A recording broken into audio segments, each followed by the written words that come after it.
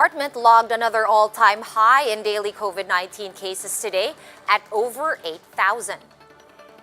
Some private hospitals in Metro Manila have reached the full bed capacity for COVID-19 patients. Some restaurants and supermarkets have started scaling down operations after the IATF imposed stricter restrictions for the next 2 weeks. And the Philippines has filed a diplomatic protest against China following reports of Chinese vessels at the Julian Felipe Reef. And in lighter news, Tokyo has reopened its famous cherry blossom bus tour after a 2-month hiatus.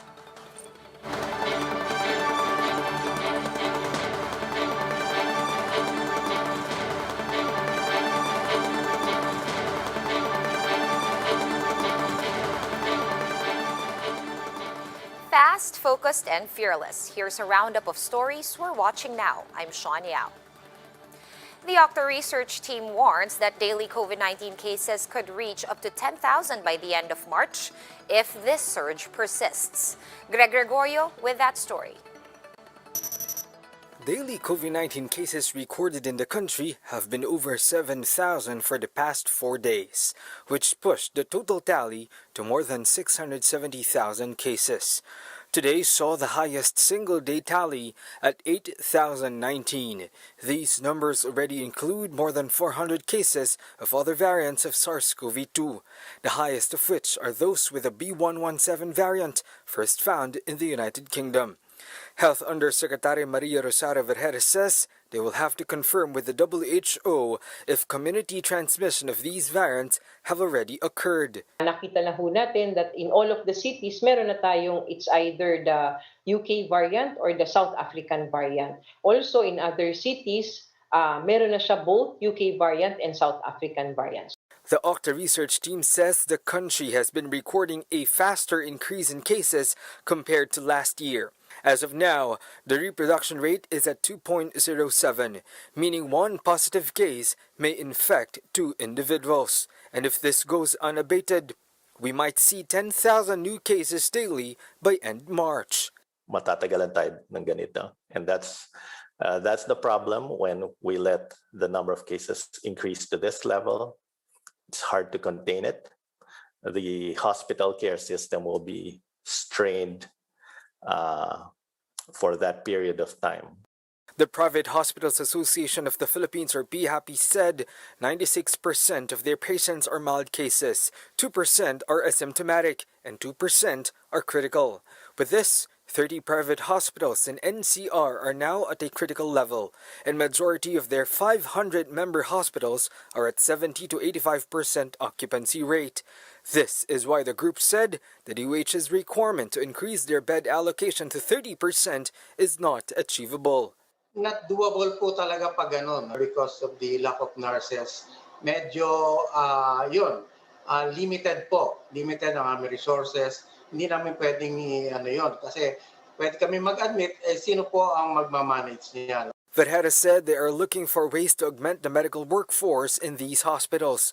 And for the vaccination drive, more than 330,000 people have received their first doses across 1,600 inoculation sites.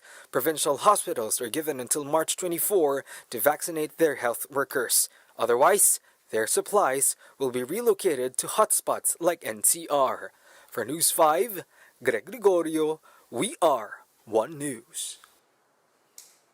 And today's 8,019 cases has brought the total tally of cases to above 671,000. Active cases are now at nearly 81,000, the second highest since the start of the pandemic. The virus killed at least 4 more patients overnight, pushing the death toll to more than 12,900.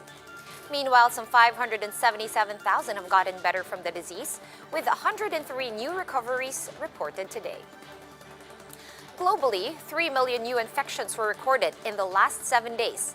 That is a 10% increase from the previous week. The World Health Organization notes that global cases have been steadily rising in the last 3 weeks.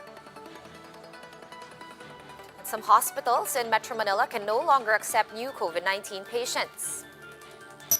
In an official statement, St. Luke's Hospital announced that COVID wards and ICU units in both its BGC and Quezon City hospitals are now full. Same goes for the Asian Hospital in Muntinlupa. Both hospitals clarified that non-COVID-19 patients will still be accepted. And in an interview with us earlier, Dr. Sedegrano of the Private Hospitals Association of the Philippines, or PHAPI, said that 96% of COVID patients in hospitals are mild cases. And this is why he supports the call for asymptomatic cases to be sent to quarantine facilities instead. Only around 1% are severe and 1% are critical.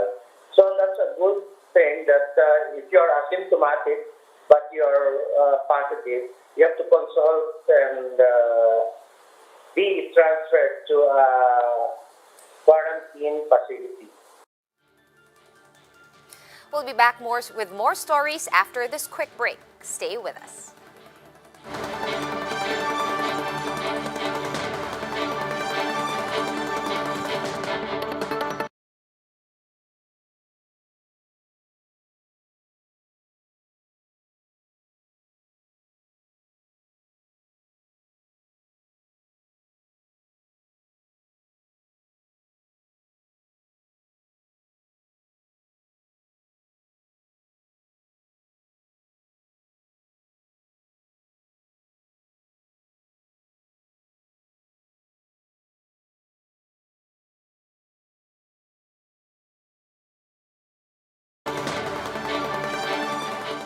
You're still watching One News Now. I'm Sean Yao.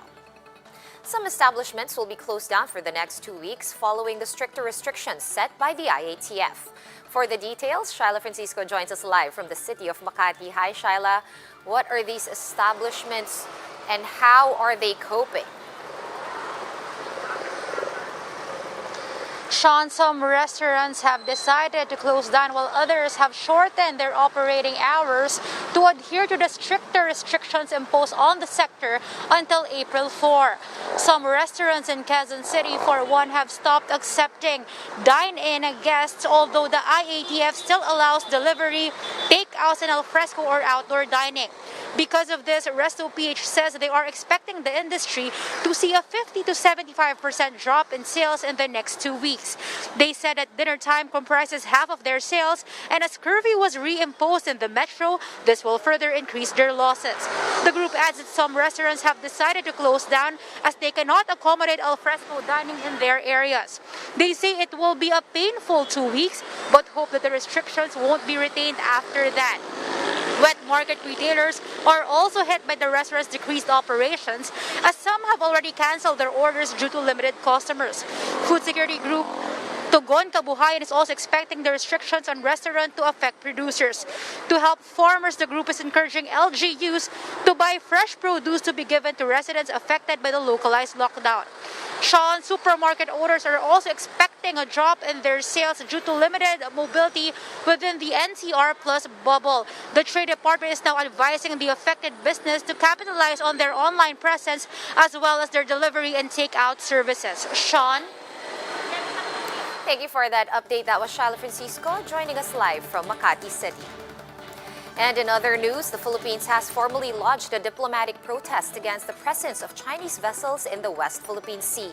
Let's talk more about this with One News's defense editor, Manny Mogato. Good afternoon, Manny. First off, where did they spot these? Hi. Yes. So where exactly did they spot these Chinese vessels? How many are they, and where are they exactly?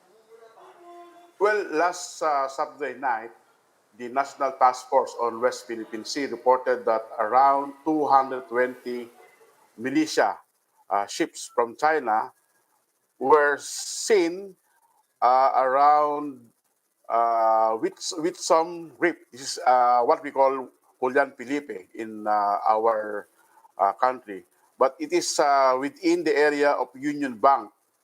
It's a bigger area in the South China Sea, in the Spratlys particularly, about 175 kilometers, nautical miles from Batarasa, Palawan. We don't have any presence around that area, but there is a Chinese small base near that reef. in Sinkowe Reef, and a Vietnamese base also near that area. But the Philippines presence is in Pag-asa and in Ayungin, which are very, very far away. So we have no presence there. But it is within the 200 exclusive economic zone of the Philippines. So we are concerned because of the environmental destruction by overfishing and other activities by China in that area. All right, so with regard to the diplomatic protest, any updates you have on that for us? Has it been formally filed? Have you seen a draft of it? Anything, Manny? I was told that the DFA already filed a protest yesterday afternoon after the Coast Guard reported the presence of several ships in that area. And this morning, the military sent an aircraft to validate the report.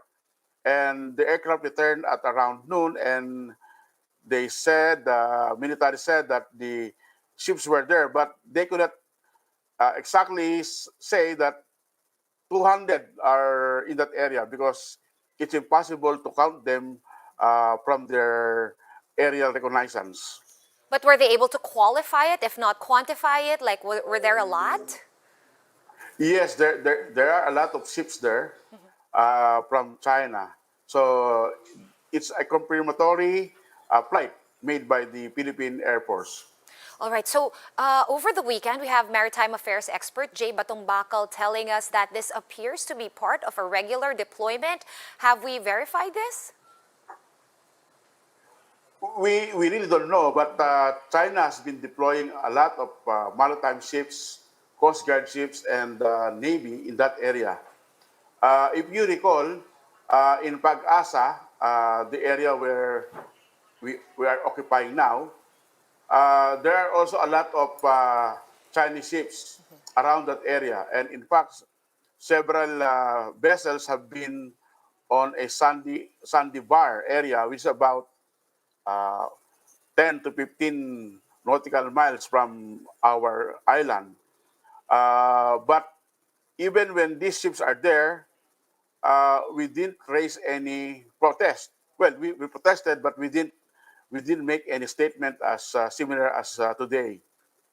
All right, so always a protest, but no statement, at least from the officials involved. But Manny, what I really want to ask you is, how alarming is this? Do you think that this signals in any way that China could be preparing for more aggressive moves in the disputed waters? They are doing this, bullying smaller countries like the Philippines, Vietnam, and Malaysia. It's natural for them to do these things, but uh, I would say that China has no intention to occupy because that is a violation of an agreement they had with ASEAN in 2002.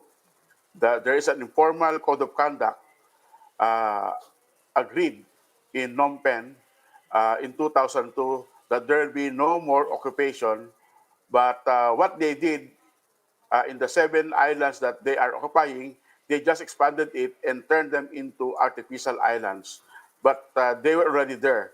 But they assured ASEAN that there will be no new occupation. And this area, with some reef, is not an occupied area.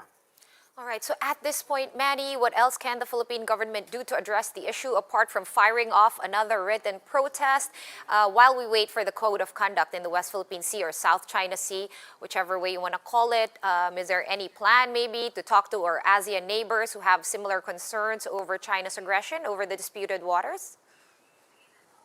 Well, aside from the diplomatic protest, the Philippines can actually talk to other countries, Japan, ASEAN, Australia, and the United States to do something to pressure China to withdraw those ships from that area because, as you are saying, that this is an alarming development.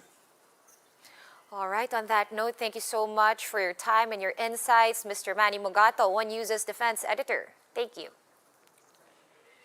And on to some lighter news, we have Tokyo's cherry blossom viewing buses resuming operations after a 2-month hiatus.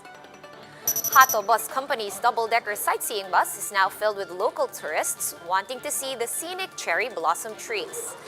The tourists were delighted as most of them have been stuck inside their homes due to the pandemic. The bus company is now offering 10 trips a day as they did not anticipate the high demand after the lifting of the state of emergency. For more updates, visit News 5, the Philippine Star, and Business World online. Visit our website, onenews.ph, for more in-depth analysis. You can also catch One News on the Signal Play app. Register for a free account at www.signalplay.com and stream One News live anytime, anywhere. Mask on, wash hands, and stay safe, Philippines. I'm Sean Yao. We are One News.